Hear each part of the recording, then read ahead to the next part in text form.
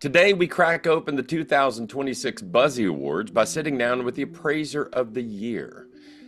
This is the award reserved for the grown-ups in the room. Excellence without theatrics, leadership without volume, service without a press release. This conversation is not a victory lap. It is a field report from someone who has carried the weight of the profession and bothered to lift others along the way.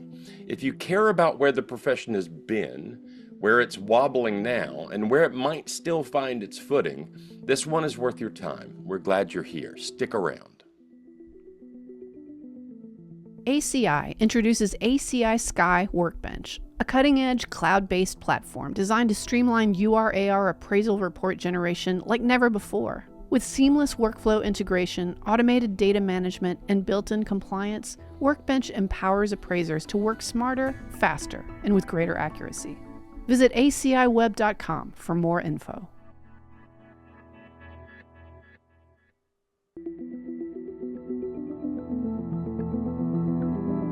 You're listening to the Appraisal Buzzcast with your host, Hal Humphreys.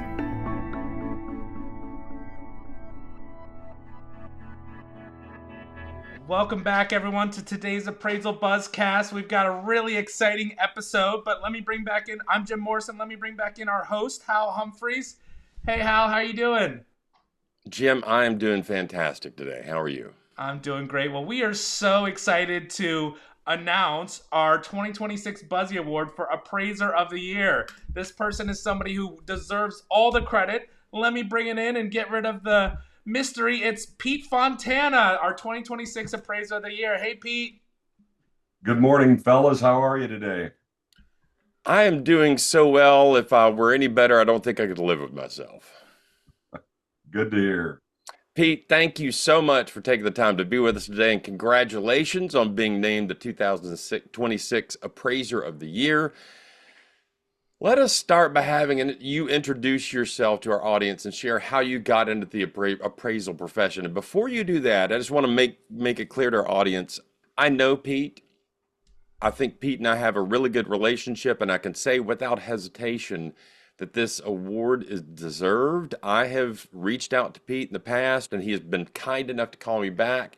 I've referred other people to him to talk about advice in the appraisal business, and he's always happy to help. So Pete, again, thank you for being here. I'm really excited that you've been elected Appraiser of the Year. Tell us a little bit about Pete. How did you get into this crazy business?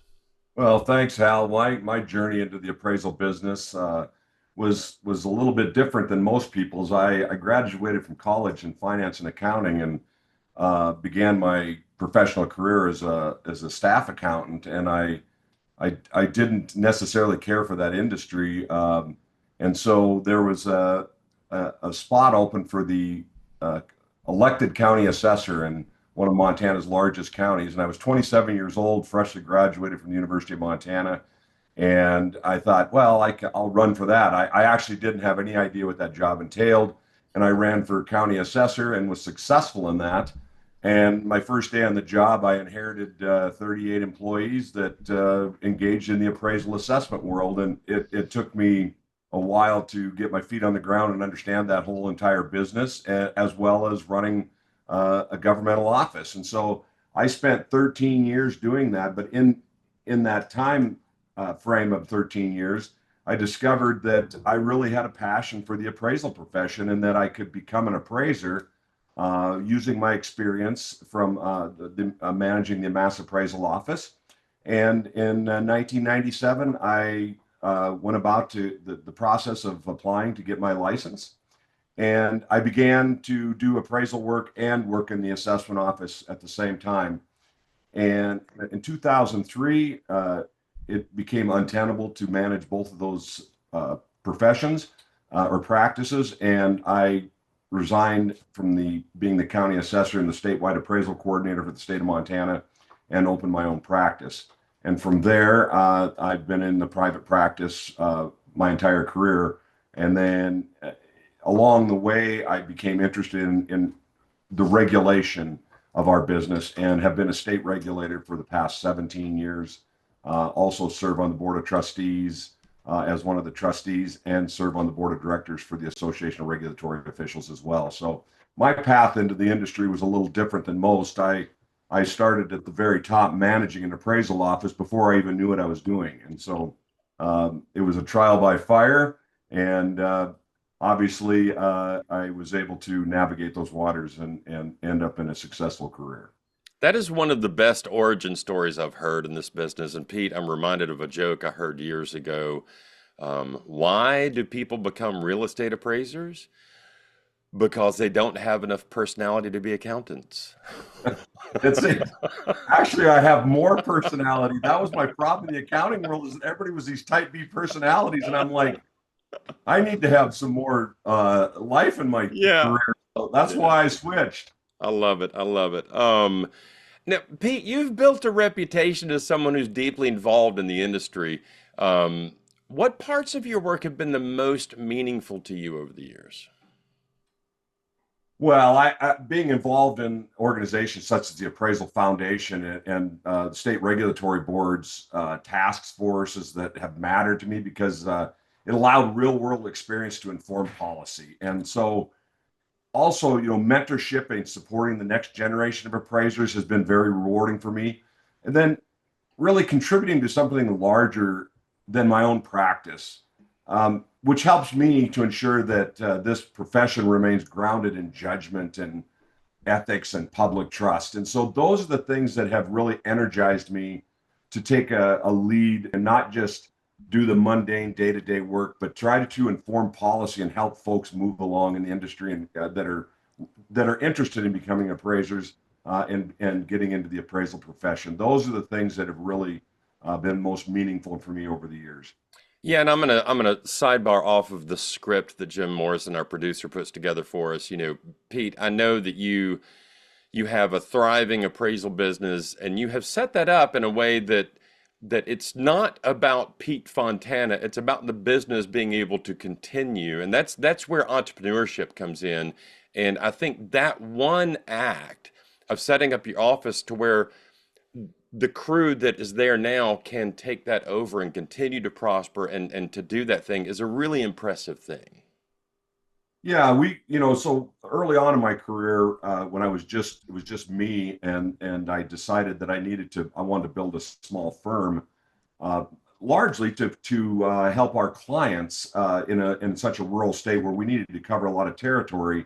It was almost impossible for me to do by myself, and so uh, I started recruiting individuals to work for me. But the one thing that was important to me is that I valued those individuals as employees and not as uh, you know, uh, contractors that didn't have it, that we didn't have any stake in their future. And so we set up a program where we, supplied them with 401k programs. We paid them well, so they didn't leave. And all of my appraisers have been with me for 15 to 20 years. Yeah. And the way we set that up is that they're going to be able to take over this business, and we're just going to reverse the fee split, and they'll be able to buy into a company that has a thriving business for no financial investment.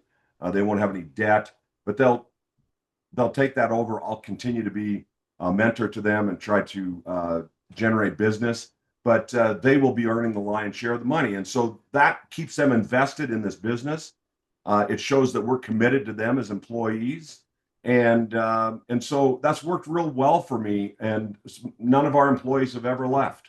Yeah, and that's what I'm talking about, that entrepreneurial approach to it. The business is not just me, it is a business that should function, as a business and do that thing. But when I hear you talk about those things, I think this is why you have been selected as the appraiser of the year. I hear you and I have both heard appraisers over the years. Why would I take on a trainee? I'm just going to train my competition. Here's the thing. If you treat people well and you pay them well and you respect them and you give them that chance at a future, they're not going to leave you. And quite honestly, Pete, I've worked with appraiser firms in the past life, and when an appraiser decided to leave those firms,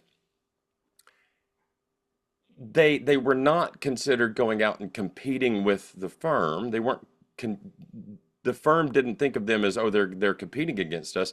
There was support offered for them to do the next thing. And I think that's a critical thing in this business, is to make it attractive and as easy as possible for people to get into the business, stay in the business, and stay passionate about it. So Indeed. hats off to you for that. You know, this award reflects more than just technical skill.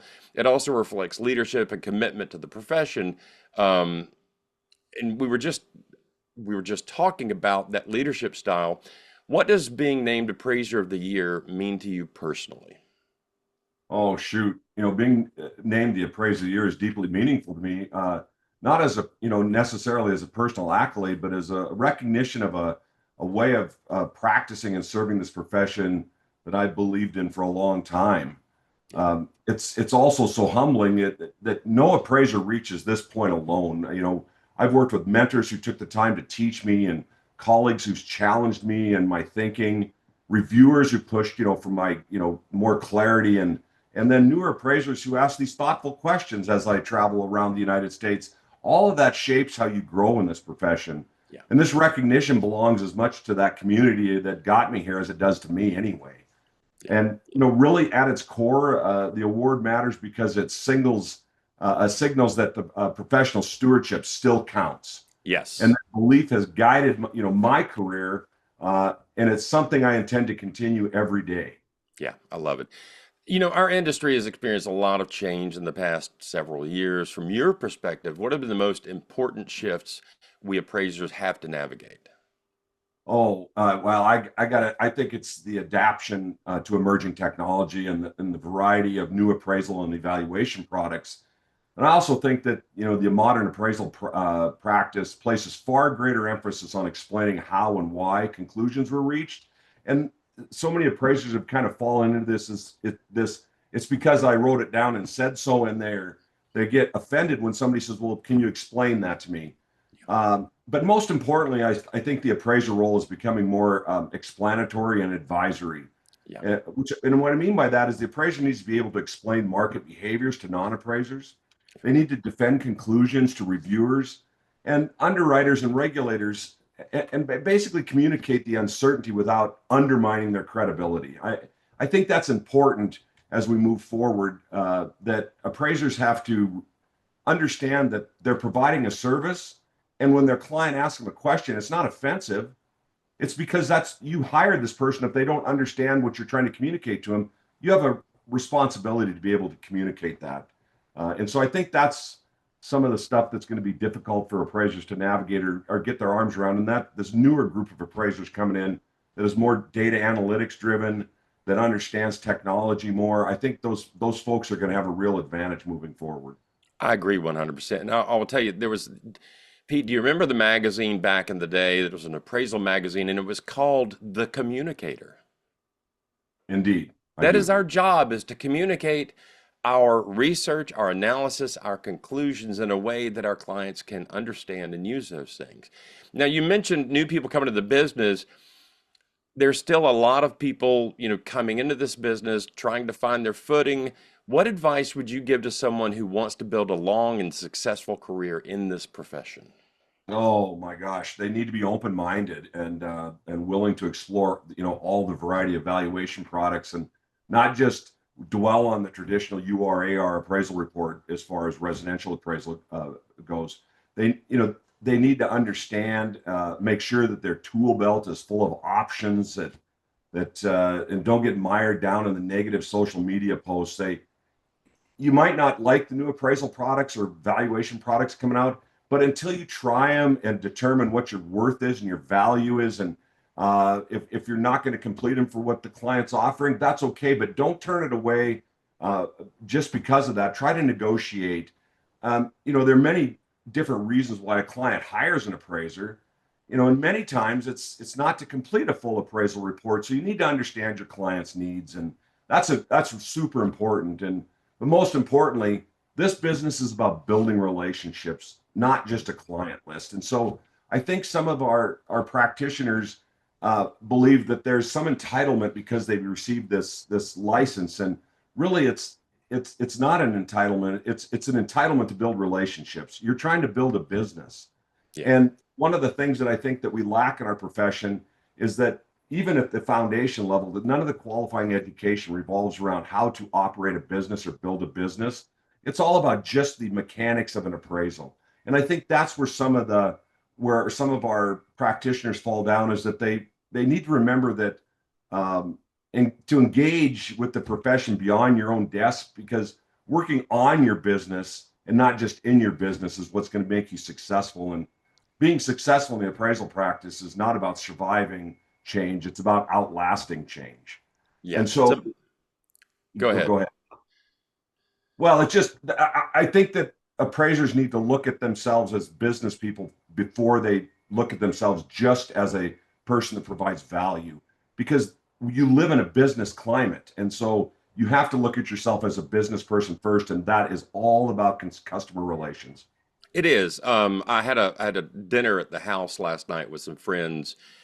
A young lady that has a clothing business. She creates bespoke clothing for folks, and she had just read the book Unreasonable Hospitality by Will Guidara.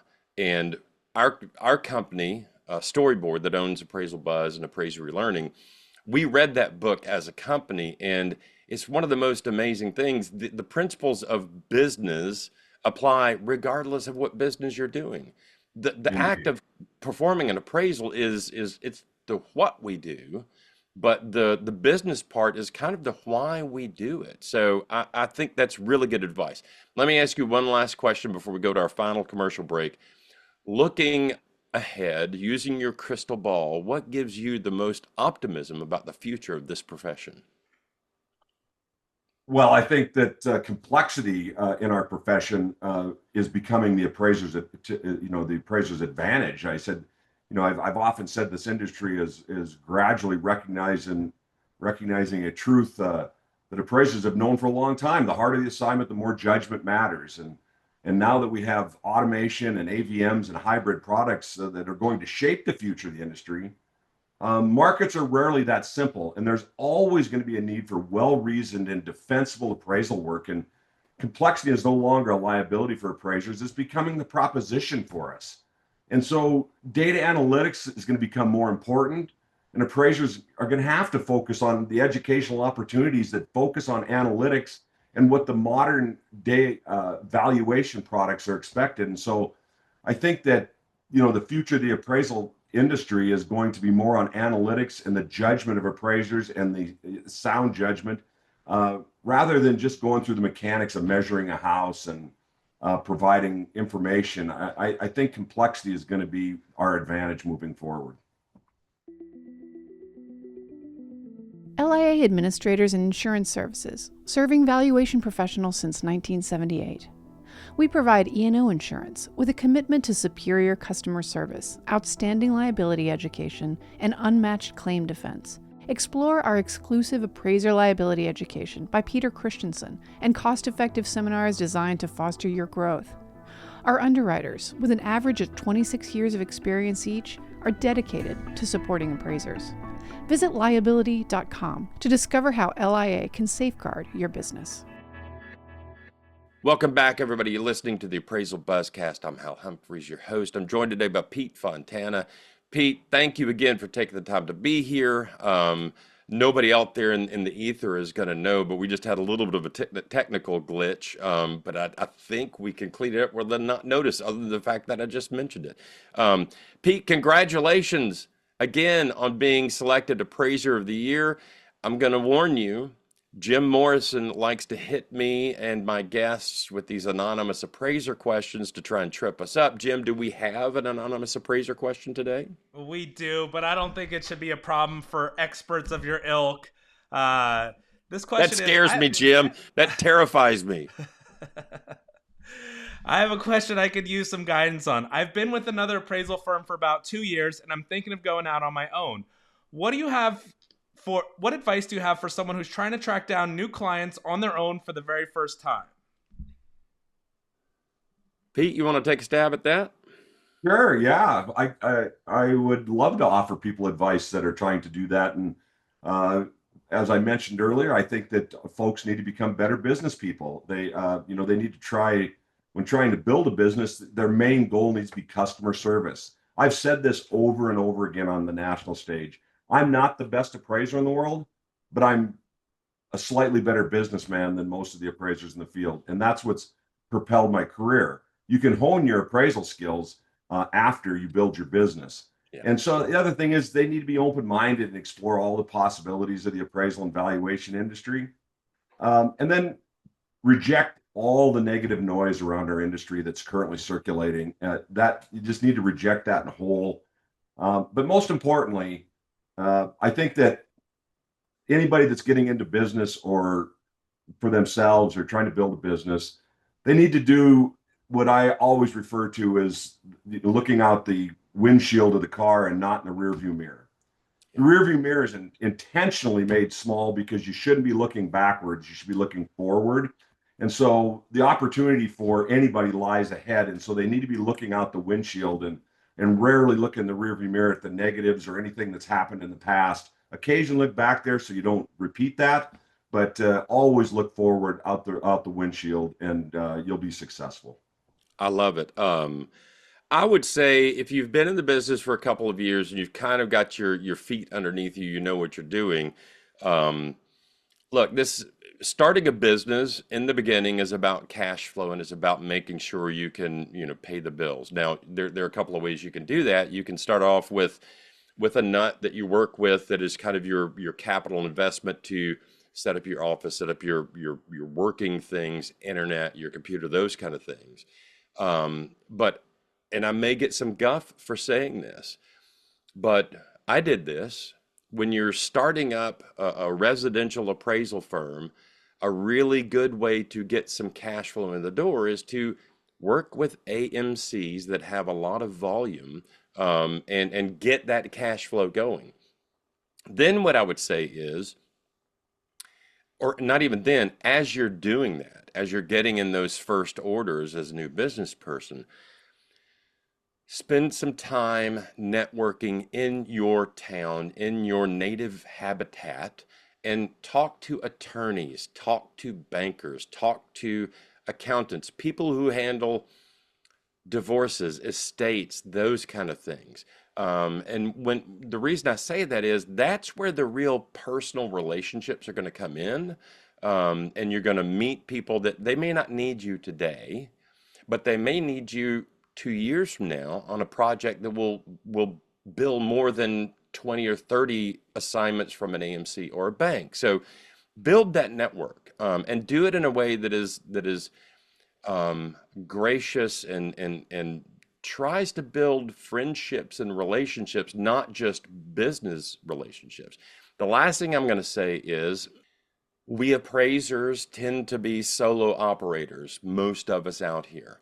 And you work in your shop or your basement or a room in your house, and we never interact with other appraisers. I'm going to say this. I think it's critically important that you go to conferences, you meet your peers, you talk to them, you build relationships with them so that when you find yourself in a spot or you need some advice, you've actually shaken Peter Fontana's hand and you've got his phone number and you can call him and ask him a question. And I guarantee you, he will respond to you. It may not be immediately, but he will. I'm the same way. Come up and shake my hand when you meet me at a conference. Build those kinds of relationships, because when we work in a vacuum, we do one of two things. We suffer a crisis of confidence, like we don't know what we're doing because we just don't have any input, or we get into that cycle of, I've thought about this, I agree with myself, I'm right, do not question me. Get out there and meet your peers, get out there and meet people that will order appraisals. Don't expect it to happen immediately, but if you're looking for cash flow, banks and AMCs are a really good way to start that initial cash flow. So that's my advice. I love that. Jim, does that, did we expertly answer the question well enough for you? Yeah, you did. And, we've got a bunch of conferences coming up. We have the Axe in Seattle. We have our UAD Roadshow down in Florida. And we have, of course, Valuation Expo in Las Vegas, August 16th through the 19th, where we'll be giving Pete his award on stage. So there's plenty of opportunities to network and meet some new clients. Now, Jim Morrison just mentioned the Orlando Roadshow, and I want to go into a little bit of that. This is a really exciting thing. This is a 3-day event in Orlando. On day one, Joel Baker is going to be presenting Total for Mobile, where, yes, we use Total products as the use case, but it's really a class about mobile appraising and learning to use the technology and those things. On day two, I will be presenting UAD 3.6, the Appraiser's Guide to the New URAR from the GSE's perspective, which is a class I recommend every appraiser take because this is the new normal going forward. And then on day three, we're going to do a little deep dive into some specific data clusters that the GSEs would like us to know a little bit more about.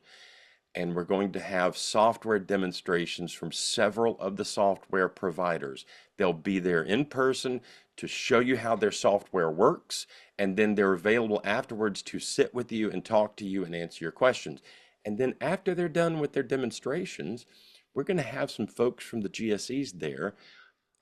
We're thinking about a dunking booth or something like that, but they'll be there to answer your questions. And I have it on good authority, and I'll probably get shot by Ken DeFeo and Sean Murphy for saying this, but we will stay there until the cows come home and answer as many of your questions as we possibly can. So it's kind of a UAD 3.6 boot camp in Orlando. What are the dates on that, Jim?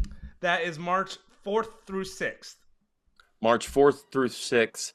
If you're gearing up to get yourself into UAD 3.6, this is a boot camp, and it's a great place for you to ask questions and kind of dive in and really get your head around what this means.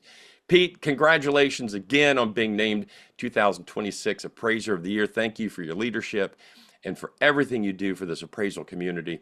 We look forward to celebrating with you in person at the Buzzy Awards ceremony and Val Expo, which will be held at Caesars Palace in Las Vegas from August 16 through August 19. And we hope to see as many of you there as can possibly make the trip. It is the largest gathering of real estate appraisers in the country. Join us. We'd love to see you.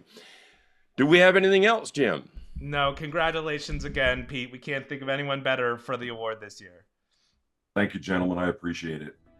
And if we have nothing else, that is your Appraisal Buzzcast for today. I'm Hal Humphreys for Jim Morrison and Pete Fontana.